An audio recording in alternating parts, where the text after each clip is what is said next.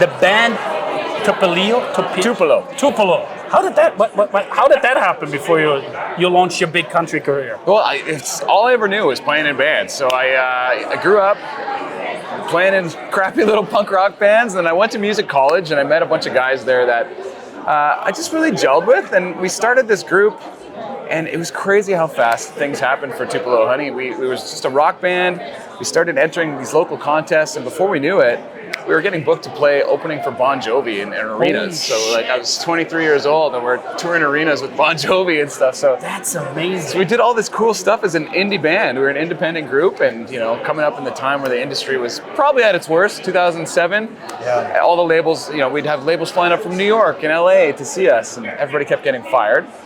So I took it upon myself to figure out what does a band need to do to compete with the major label bands and on indie shoestring budget. So all those years putting in the time in the indie rock world really set me up for when I decided to go country, and I could just start sprinting right from the get-go. That's good for you. So how old? I keep asking everybody how old they are. How old are you then?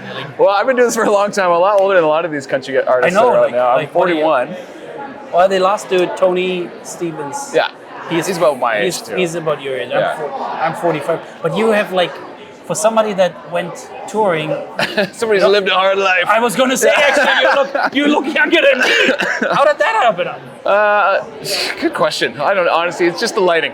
It's all trick lighting. You have no gray hair. And that's not the lighting. You should see when my beard comes out. It's like this perverted Irish cop beard. It's gray and black and red. You don't want to see it. So where do you currently reside? I'm from Edmonton, Alberta. Oh, and, beautiful. Yeah. Do you know it? I do. Yeah. Actually, you know what? I mean, I hate that town.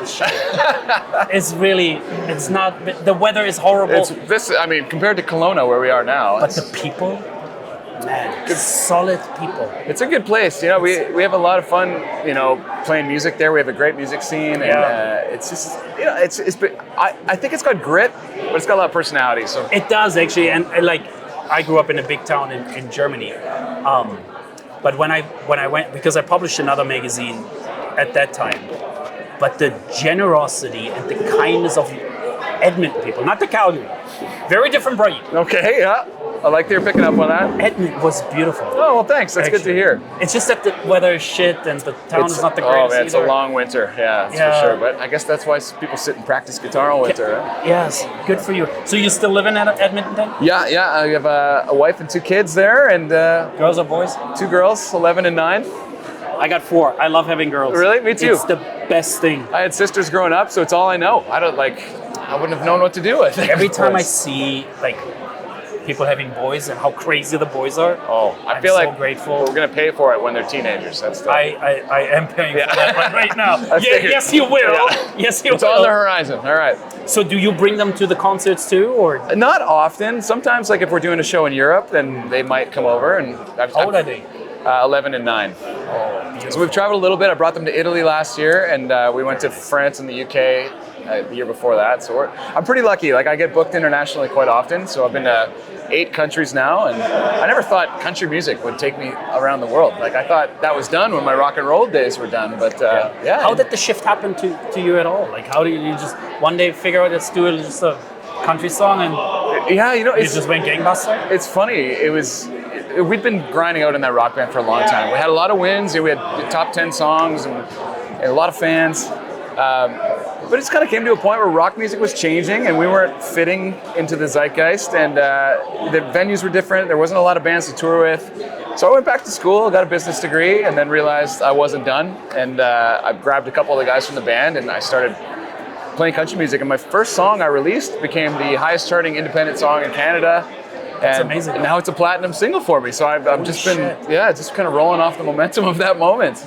And look at you glowing, you loving this. Eh? It's just fun. Not many people get a second chance in a music career. Lightning very rarely strikes twice, but I was one of the lucky ones. Did it help you with the business? Because I was talking to Ali Walker earlier, and business is a very important part of that industry too, and I don't think a lot of artists catch on that. Oh, for sure. Well, I have my music business degree. I have a small record label that I've launched. I'm a morning radio host. I have a children's TV show. I'm doing all these things. So I think in music, you kind of have to have your brain on a bit of a swivel to make sure you're taking care of all these different components and being able to still put money, put food on the table for the kids, and travel. Actually, and travel. I think that is the most amazing thing to me. It's like having my kids. They were just actually in Kelowna. My kids live in Victoria. Okay. Like giving them experiences that they can enjoy. Oh man, I find it so important. It's an important part of their education to understand the world and how people work, and there's so much that can't be taught. One of the things I find when you take them to Europe and you show them different cultures and how they live and what's happening there, for them to understand, and then coming back to Edmonton and getting perspective of, we do have a good life here. Yeah, so much space. I think that's the thing that my kids notice after being in like a town like London or Paris. It's crazy. I love their lifestyle. I love how they grocery shop for the day. And it's everybody takes public transit, and it's just a different pattern. But we don't have the infrastructure. Yeah, and the people. And the people. Yeah. But when we get home, and especially in Alberta, wide open skies, so much space. The roads and houses are so spread apart. And the air, the fresh air. I find that is actually one of the things I find is the most appealing here. I always find I don't realize that I miss it until I get home. Yeah. So how long are you going to tour now around? Are you always going 1 week on, 1 week off, or 2 weeks on, 2 weeks off? It's always very sporadic. So this summer I didn't have a lot going on, which allowed me to write my new record, and that's great. And then at the end of summer, it got crazy. Like I was in Spain 2 weeks ago, and I just got back from Australia on Tuesday, and now we're out here. So busy 4 weeks for me. But shit, are you a little jet lagged? Were you like Australia is a little? Oh my god, that's a different time zone. It was wild. Like our show in Spain that we had to do, all of our Air Canada flights got canceled because of the strike. Oh, because of the strike. So I had to rebook the whole band last minute. We had to fly out of Calgary. So we put everybody in my sensible family vehicle, drove down to Calgary. And we flew Calgary, San Francisco, Zurich, Barcelona, and then a 4-hour drive. So oh my god, that started our trip. And I got, you get so sick from all that canned air, recycled air. And so it was when I tell people I have to go to these cool countries, it was fun and it was cool, and I'm with my friends. But it is the travel sucks. It's so hard. It is hard. Even coming out here, it's probably. Yeah, it's not so bad from Edmonton, but it seemed like nothing after what I just went through. So, fair enough. Yeah, but it's great. Like I can't complain. I'm with my best friends and I'm making music. And how long have you been? Is it the same people you toured with before? Yeah, 2 of the guys from Tupelo Honey are in the band, and now I've been doing country for 10 years, so I've got the same band as I started with. So it's honestly. So it's still a happy it's marriage. It's great. Yeah. Oh man, it's funny though, because I realized the other day I have to pay all my friends to hang out with me. They're all on the payroll. It is a whole different business model. Actually, like my stepdaughter's dating Mitch Zorn. Oh, okay. And like hearing how you guys are dealing with the business side and like who's paying for who and tours, and you got to set it all up and have your PR. Like that's a different. There's a lot of plates to spin in it right now. But I started a new record label this year with the guys from the Roadhammers and Craig Sennick. It's actually called Sky Song, and it's really exciting. So now we have a bit of a squad, a bit of a team, a lot of people with that indie music mentality, and it's nice to be sprinting with some other people. Now you and your wife, Sarah, been together for a very long time. Jennifer, yeah. So how is that? How did you keep it gelled up so long? We're one of those rare stories that we started dating when I was like 19. So we've been together forever. Like we just had here I am on my 3rd marriage. Really? Holy shit!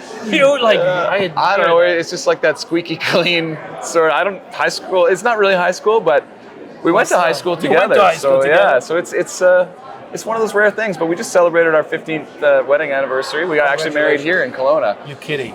Did you bring her here too? No, she couldn't come. All of our kids are in hockey tryouts in school right now, so she's holding down the fort back home. Oh my God, yeah. You're right in the thick of that, eh? Yeah, So when you go back home, do you take them then too to the hockey stuff? Oh yeah. I coach the hockey team for the one girl. Yeah, assistant coach, and it's fun, man. I love that stuff. I'm a big hockey fan. Oh God. And we live in the rinks in the wintertime. I'm like the total opposite. I have one of my daughters. 2 of them they actually play soccer.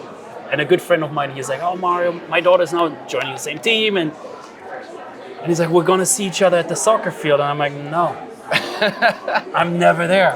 I love it that they're doing it, but I don't like watching them and doing all this stuff. So good for you. No, I don't know. Training too. Yeah.